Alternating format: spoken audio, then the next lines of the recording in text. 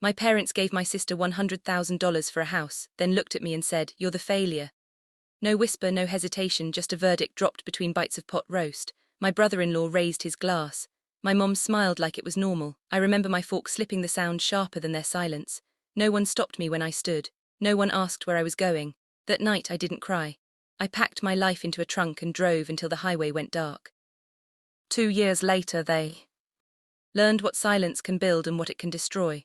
Before I tell you the rest, tell me, where are you listening from so I know I'm not alone? And when you've heard my story, tell me, what would you have done in my place? They always said our family looked perfect. Matching sweaters at Christmas, polite smiles for church photos, the kind of household that neighbors envied.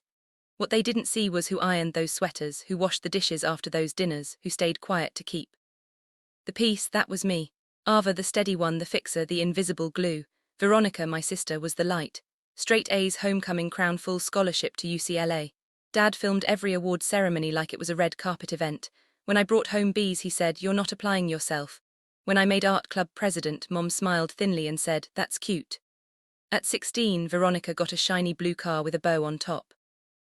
My birthday dinner was Applebee's and a $50 card. B. Grateful, Mom said, straightening my hair for a picture. The flash went off, but I blinked late. That photo still sits on their mantle, proof that I existed, but not how it felt. College was worse. Veronica's tuition was fully funded. Mine wasn't funded at all. When I asked about help, Dad carved roast beef like a judge handing down a sentence. "We're not paying for a state school," Mom added softly. "State schools are for students who didn't aim high enough." I swallowed both sentences whole. I signed the loans alone, 6.8% every dollar a bruise. 2 jobs kept the lights on, the library at dawn and a diner at night. Winter cracked my hands open. When pneumonia hit, I called home shaking. Dad said, "You need better time management." Mom asked about vitamins. I hung up and stared at my phone until it dimmed. Then came a knock. Mrs. Chen, our neighbor from the next building, stood there with soup and a small envelope. "You're not alone," she said, pressing it into my palm. Inside was a $500 check. It wasn't the amount that broke me, it was the kindness. I cried until the soup went cold. From then on, I learned to notice who showed up. Therapy later gave it a name, protective expectations. I started to plan for absence to survive it. When graduation came, they didn't come. I saw other families holding bouquets, cameras flashing. I held my own degree and whispered, "I made it anyway." That night, I took the bus home, diploma still warm in its sleeve. My phone buzzed with Veronica's new photo, her engagement ring shining under fairy lights. The caption read, "Dreams do come true." I liked the post. Then I turned off notifications because deep down I knew dreams did come true, just not the ones they planned for me. After graduation, life got quieter, but not in a peaceful way. Silence sat heavy like a house still standing after a fire. I moved into a 1-bedroom apartment above a laundromat, where the hum of dryers replaced small talk. I worked long hours as a junior designer, saving every paycheck like it was proof I could survive without them. I told myself I was fine, independent, unbothered, but sometimes I'd wake up at 3:00 a.m., phone glowing on the nightstand, and scroll through their photos, Sunday dinners, Veronica's bridal shower, vacations I wasn't invited to. Their smiles looked permanent. My absence looked intentional. When the wedding invitation finally arrived, it wasn't from them. It came from the event planner, a polite automated email with gold cursive letters that said, "You're cordially invited." My name was spelled wrong. I stared at it for a full minute before closing my laptop. That was the night I booked my first therapy session. Dr. Singh had kind eyes and a voice like calm water. She listened as I described my family, how love always came with conditions, how approval felt like oxygen I had to earn. When I finished, she asked one question. "Have you ever tried not performing for it?" That sentence followed me home. It echoed through my apartment while I folded laundry, while I brushed my teeth, while I stared at the blinking voicemail light. Mom's voice filled the room. "Call us back, honey, don't be stubborn." I didn't. Days turned to weeks. My phone buzzed with reminders from therapy. Boundaries are not walls, they're doors you control. I practiced saying no in the mirror, at first awkwardly, then steadily. The word felt foreign, almost dangerous. When Christmas came, I sent no gifts, no texts. The first day felt guilty, the second lighter. By the third, I could breathe without permission. Veronica's wedding happened without me. Photos flooded social media, her lace gown, my parents' beaming faces, the caption, "Family forever." I stared at it from my tiny balcony, city noise swelling below. A bee hovered over a dying plant on the railing. I remember thinking, even bees know where not to land. A week later, Mom left another voicemail. "You're making this harder than it needs to be." I deleted it without listening twice. That night I turned off the ringer, sat by the window and let the quiet fill the space they used to occupy, so I stopped calling them.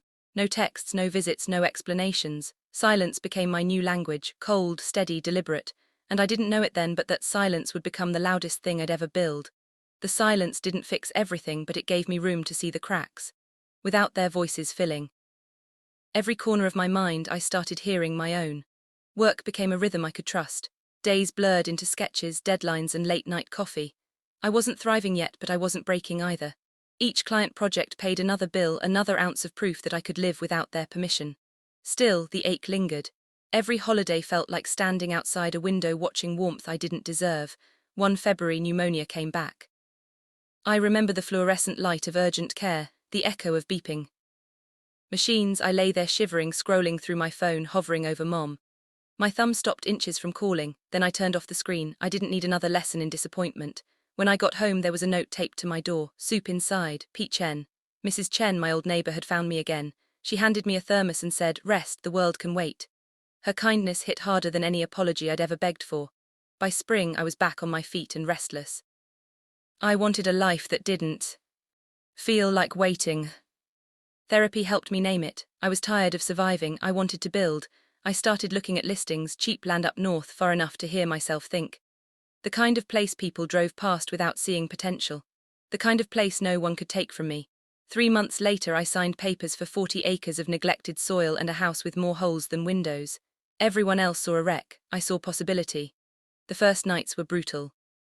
No heat, no Wi-Fi, just wind rattling the siding and me swearing at leaky pipes. But for the first time, every failure was mind-fixed. I learned how to seal drafts with plastic, how to repair drywall from YouTube, how to keep bees alive through cold nights.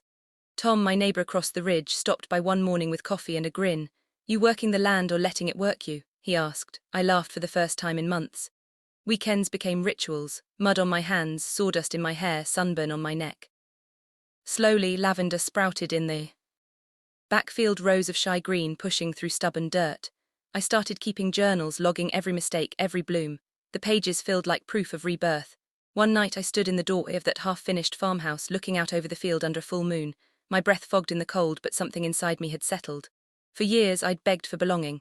Now I was building it with my own hands. And as the first season changed, I realized I hadn't just gone silent. I'd gone sovereign. Spring came early that year. The lavender had started to bloom in wide, uneven rows, soft purple waves brushing the wind. I remember thinking the silence finally sounded different, less empty, more earned. The bees had returned steady and loyal, and I worked beside them in the fields. I didn't know it then, but that peace was about to be interrupted. It started with a text from an unknown number. "Ava, is this really your place?" I didn't answer. 2 hours later, the phone rang again, this time Dad's number. I stared at it long enough to hear the voicemail start. His voice was too casual, too smooth. "Your sister drove past a property in Soma today. Big field, tin roof, lavender everywhere. Is that yours?" I wiped the dirt off my hand, staring at the horizon. "It is," I said when I finally called back.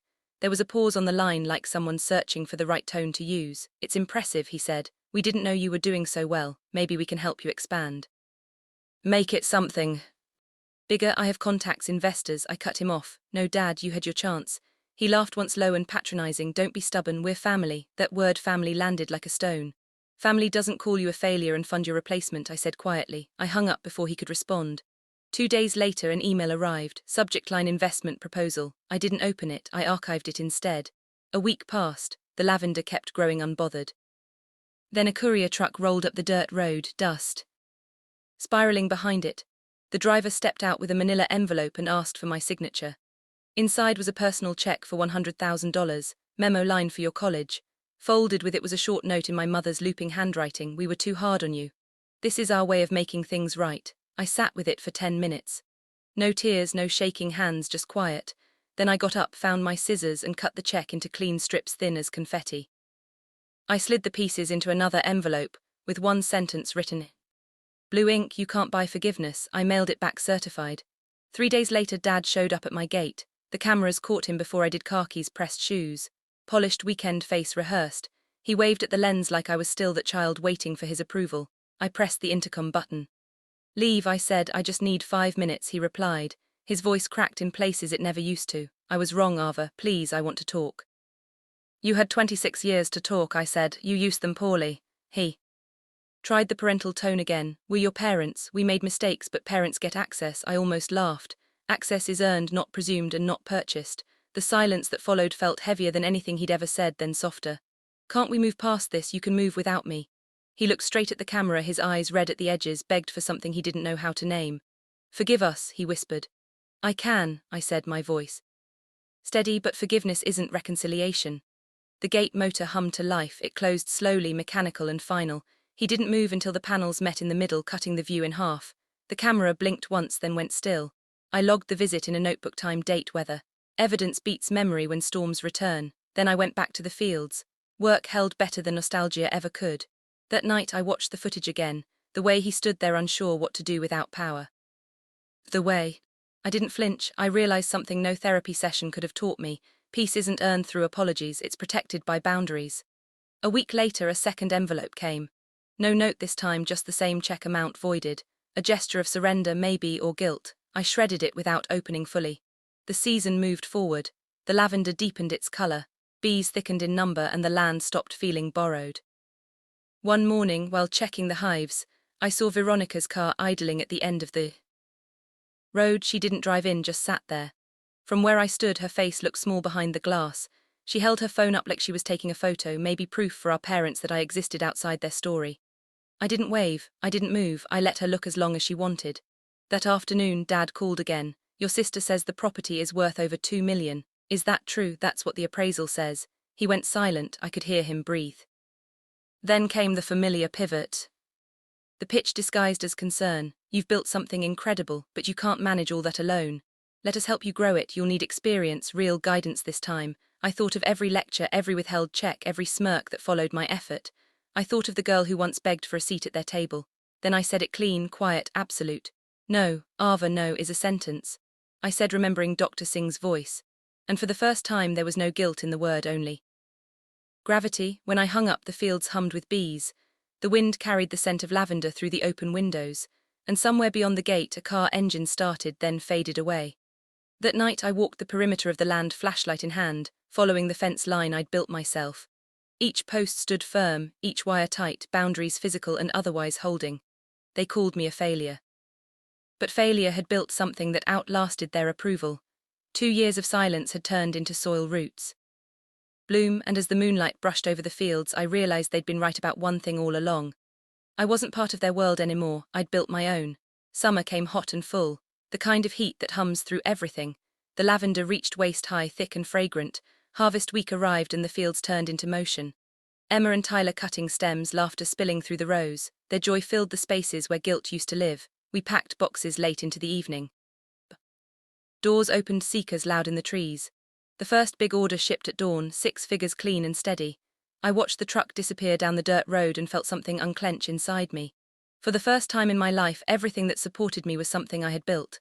I sent care boxes to everyone who had shown up when no one else did. Mrs. Chen, Dr. Singh, even Tom, who now helped me fix the old irrigation system. Each box carried a note. Thank you for staying when you didn't have to. One morning I found an old photo wedged inside a book, a family picture, all of us smiling in perfect formation. I looked at my younger self frozen on the edge of the frame and whispered, "You made it out." The farm hummed outside, alive and honest. The gates stayed closed, but my world had never been more open. They had given her a house. I had built an entire life. And peace, real peace, was the only inheritance I ever needed. They called it rebellion, I called it recovery, if you've ever had to choose peace over permission, you'll understand what came next. There are more stories like mine about family betrayal and the quiet kind of revenge.